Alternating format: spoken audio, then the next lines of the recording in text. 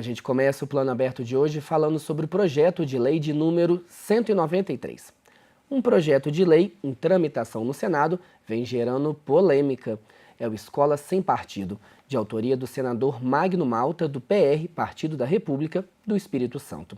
O projeto propõe a neutralidade política nas escolas, sob a alegação de que as instituições educativas não devem ser um espaço para doutrinação partidária, ideológica ou religiosa. A proposta altera as bases da educação nacional. De acordo com o levantamento do portal Educação e Participação, cerca de 20 estados têm projetos de lei semelhantes. E para falar mais sobre o assunto, eu converso agora com o professor do Instituto Federal do Sudeste de Minas Gerais, Fábio Bezerra. Professor, muito obrigado pela participação aqui no Plano Aberto. Olá a todos que nos assistem. Professor, além dessa neutralidade política imposta aos professores, quais outros pontos o projeto aborda? O projeto, a priori, parece ser muito bom, mas eu costumo brincar e dizer que é um lobo em pele de cordeiro, que é um conjunto de subterfúgios e falácias, mentiras, inverdades contidas nesse projeto. A primeira delas, já existem mecanismos eficientes em todas as superintendências e secretarias estaduais de ensino de controle de qualquer tipo de abuso, assédio por parte do educando em relação ao educado. Então, esses mecanismos eles são eficientes. O projeto ele fala que o aluno, principalmente o aluno menor, ele é a figura mais frágil no processo, mas na maioria dos estados já existe uma linha direta de denúncia anônima, onde tanto o pai como a mãe ou o aluno em si não precisa se revelar, e os órgãos competentes eles tomam ciência, caso haja algum abuso, e tomam as medidas cabíveis administrativas. Por que então, já que já existem esses instrumentos, já existem esses mecanismos, por que então esse projeto veio à tona? Eu costumo dizer que nós estamos vivendo hoje um contexto não conservador, mas um contexto reacionário, né, onde algumas forças da República estão aproveitando esse momento político do país, esse momento específico, e estão tentando criar condições de vigiar, punir e coibir qualquer tipo de ação contrária ao sistema, contrária à ordem e que revele as contradições que estão em curso no nosso país. Então, para o senhor, o projeto ele é bem pontual, ele não por acaso ele surge agora. É bem pontual. E o objetivo seria, de certa forma, um controle dessas manifestações, dessas insurgências no ensino, na educação. Infelizmente, é um processo natural, um efeito natural. Você corta recursos para a educação, né, vai sedimentando um processo de privatizações e, inevitavelmente, tem uma resposta dos alunos e uma resposta do corpo docente.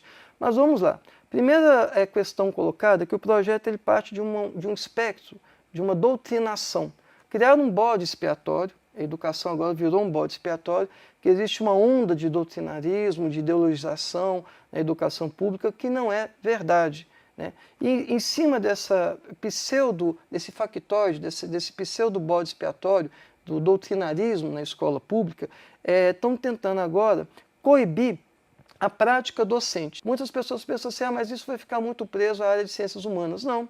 Eu, enquanto professor de física, se for ensinar, por exemplo, a teoria mecânica de Galileu e resolver, para poder configurar um pouco melhor aquele processo histórico, contar sobre a vida de Galileu e dizer que Galileu foi perseguido pela igreja, falar sobre a Santa Inquisição, né? Se tiver uma pessoa ligada a uma corrente fundamentalista ali na região contrária a esse tipo de interpretação, ele pode usar a lei para poder cercear um debate legítimo e importante em relação à historicidade do desenvolvimento da ciência. Como que seria essa fiscalização caso o projeto seja aprovado? E no caso, o professor seria punido como? Ele poderia ser até perder o título, ser expulso da escola? Como que seria essa punição? Olha, Vitor, como a lei ela está sendo discutida no Congresso, mas nada impede que ela esteja sendo também discutida nas câmaras municipais, nos mais de 5.000 municípios do país, ela pode, em cada uma dessas câmaras, sofrer ajustes, modificações. Nós já sabemos, por exemplo, que em algumas cidades onde ela foi aprovada, já existe um indicativo da punição, que pode ser desde um afastamento temporário do docente, que já é uma forma punitiva extremamente desgastante, né? Até mesmo a punição máxima, que seria o processo demissionário. Sim, professor, mas a sociedade está bem dividida. Sim. De acordo com uma consulta pública lançada pelo Senado mesmo, onde 330 mil pessoas já votaram, cerca de 159 mil pessoas são a favor do projeto, enquanto 172 mil são contra, né? Há um certo empate técnico aí. O que o senhor acha? Por que essa divisão tão clara da sociedade com relação a esse projeto? Olha, Vitor, como eu falei inicialmente, nós estamos vivendo um momento na história do Brasil que não é novo, não é novidade. Por conta da debacle de uma experiência de 13 anos de um governo democrático, popular, com feições progressistas, mas que acabou se enveredando na prática de corrupção, para se manter no poder, e reproduziu essa prática de uma forma até muito mais sofisticada, misturando com a crise política, que gerou também uma crise moral.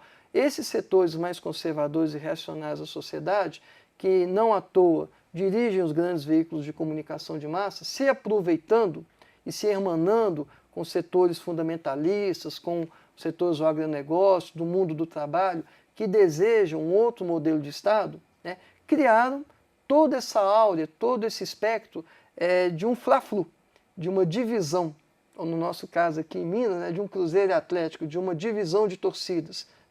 Aqueles patriotas de um lado e os impuros, os insanos, os petralhas do outro. Como se todo mundo que pensasse uma sociedade mais democrática, mais justa, ou uma sociedade justa, uma sociedade fraterna, fosse também corrupto, fosse também petista. O projeto atinge toda a educação básica e ensino superior também. Toda a educação, básica e superior, tanto nas escolas públicas como nas escolas privadas. Sim, professor, para finalizar rapidinho, há um posicionamento das instituições de ensino com relação ao projeto? Sim, há pouco mais de 10 dias, na cidade do Rio de Janeiro, ocorreu um grande movimento de entidades ligadas à educação, tanto entidades sindicais como entidades estudantis, algumas entidades de pais que começam a perceber as grandes contradições que estão colocadas nesse projeto, reitores, diretores de institutos federais, de universidades, acadêmicos, pessoas intelectuais e pessoas ligadas à área da educação. Mais de 800 pessoas se reuniram lançando uma grande frente nacional contra o projeto de lei Escola Sem Partido. Ok, obrigado, professor. Muito obrigado. E vale lembrar que o projeto de lei Escola Sem Partido é o de número 193 e ele está aberto para consulta pública na página e-Cidadania. O endereço é senado.leg.br/e-Cidadania.